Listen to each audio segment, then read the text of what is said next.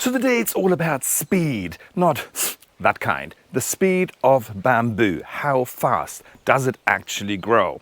And what is happening with the plant? How is it growing above? How is it growing below ground? And let's just have a look at the growing pattern in general. For this one, I picked the Philiostachys vivax Huang Wengshu, which I put into a pot a few weeks ago, and that one has, big canes.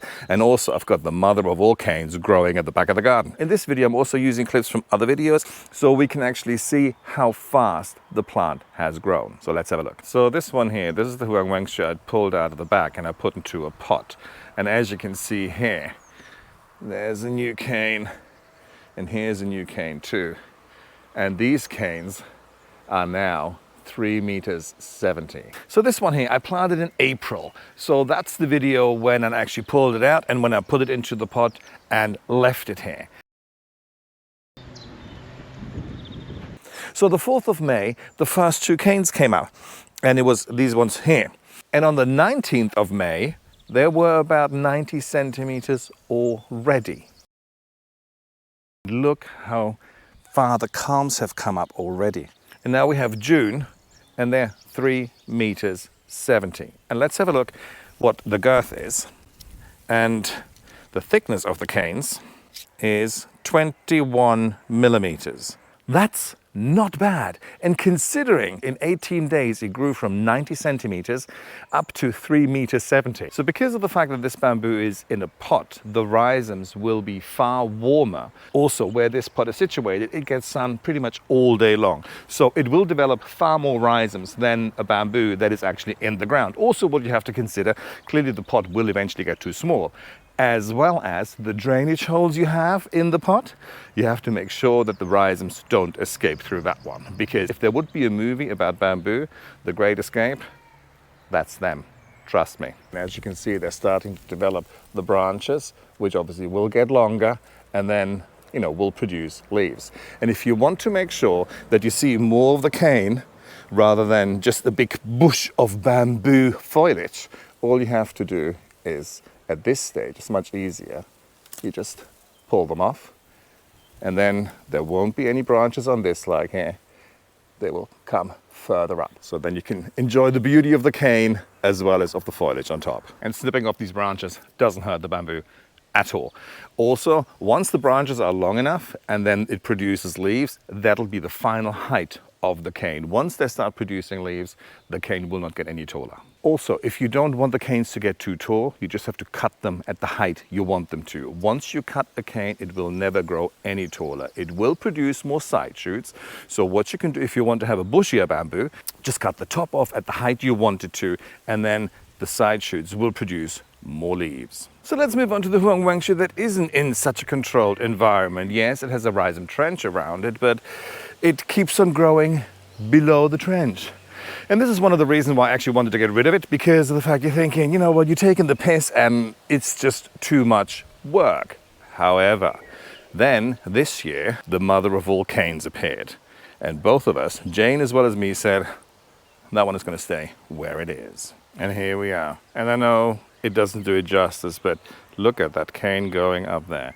It's now 5 meters tall. I've never had anything as big as that before. Incredible. And it hasn't even started sending out side shoots. So this is how tall it is now. So on the 19th of May I took a video and the culm was about 15 centimeters tall. And look at this one. This one is going to be a big fella.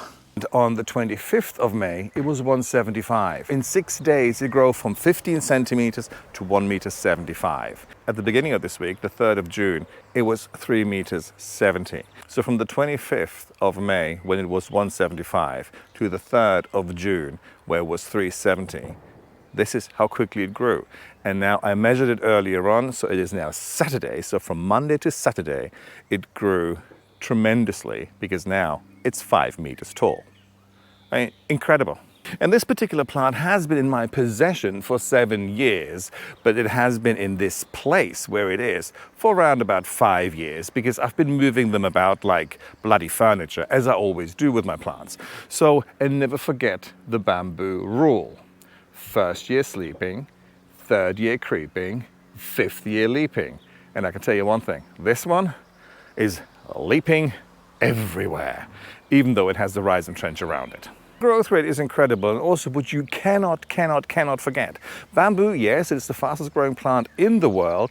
However, what you see on top is nice and lovely, and you can control that either by capping it or by actually cutting off the culms if they come up where you don't want them to. However, the speed it grows above is pretty much the speed it grows beneath as well. And this is where you have to be careful. The rule is that how high a bamboo is, this is how far the rhizomes are away from the plant. If it isn't controlled with either a rhizome barrier, a rhizome trench, or like I also do with my spade. And rhizomes don't have a growing season as such, they just grow all the time. So what I do with some of my other bamboos, my black bamboo and my yellow grove bamboo, I just go around with a spade several times a year to cut off the rhizomes. It isn't enough to do it once a year. Well, it could be if you then want to have a shitload of work the following year, because the rhizomes will grow tremendously. So let's have a look. If I wouldn't control this bamboo, let's have a look where the rhizomes would be. So let's take the mother of all culms, because it is sexy. And there's other ones coming up here as well. So let's have a look. If we're going by the 5 meters, if I would not control my rhizomes all the time, where they would be at 5 meters. So this is the length the rhizomes would have grown if I wouldn't have. Yes, I've got the trench around it, but I keep on digging in the trench as well. This is the length the rhizomes could be. And obviously not just this direction, it could be any direction around the entire plant. And you have to be really careful with this, because what you see on top is lovely.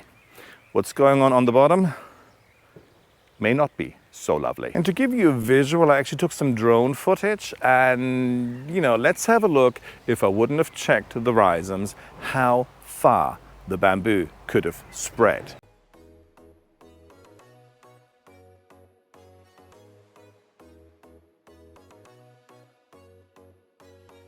When it comes to growth rate, now we know that they can just leap out of the ground. Obviously some bamboo varieties, not all of them are quite as quick as this, but they're all pretty fast. When you have fagasias, which are the clumpers, you don't have to worry about the rhizomes shooting all over the place, because they don't. But with any Philiostachys, Pseudosassa, even the Sassa ones, the little ones, with any running bamboo, unless you have acres and acres and acres of land, you need to control the rhizomes. And as you can see, obviously some of the culms come up a little bit later. So in general, bamboos send up culms for about 4 to 6 weeks. And they should reach their height in round about 60 days. Don't nail me down on that. It could be fast, it could be slower. Also, when you plant a bamboo the first year, that'll be the final size it'll ever be. Each generation of culms that comes the following years will get taller and taller and taller. If you have a runner planted within 1 to 3 years, it'll take on height by about a meter, 1.50 meters each year until it reaches its final height. So while it looks sexy and stunning on top, there is a whole lot of shit going on below ground. You don't want to know about it, but you must know about it. It is a wonderful plant. And as far as I'm concerned, if you're happy and comfortable on the dark side, plant running bamboo, but control the rhizomes. And let's have a look at some of the rhizomes and what's actually going on. And what I like to do, because I'm kind of like a curious fella, I take my spade and I go around the bamboos or the canes that are coming up to have a look where the rhizomes are going, so that I'm prepared and I know where they're going, where they shouldn't be going, and then take them out. We've got 1, 2, 3 rhizomes and a shitload of pissed off ants. Let me show you. So here you can see the big cane, and I assume that is the rhizome it came from. So this one isn't too deep, about 13 centimeters. There is another rhizome next to it right here. This one is 17 centimeters. And then we have another one over here. So from those two, over here, 90 centimeters. And this one, besides, look, they're all pissed off now. because I dug into their, I don't know, mating chamber or whatever, who cares. This one is around about 20 centimeters deep. So there's another rhizome here, and there could have been another culm coming up, but I chopped that one off. Anyway, so this is what I enjoy doing. I mean, obviously, if you would put like a rhizome barrier around it, then you don't have to dig around like a mole rat like I do. But on the other hand, if you don't, and then maybe the dark side of gardening isn't your place to be. So just plant something else, or plant fagasias. If you want to have extremely tall bamboos, you really have to go for Philiostachys. You have to go for timber bamboo. But loads of the fagasias, they get quite tall as well. I mean, I've got 4.5, 5 meter tall fagasias, so there is a choice out there. I mean, I don't want to scare anybody or piss anybody off, but this is just the way the plant grows. It grows up beautifully, and there's also a shitload going on below ground. Just be aware that once you understand how the plant grows, you can start controlling it. And at the end of the day, if you have acres and acres and acres, go ahead, let it grow. It takes up more carbon dioxide than a tree does. Just make sure when you choose a bamboo, you choose the right one for your place and for the commitment you have.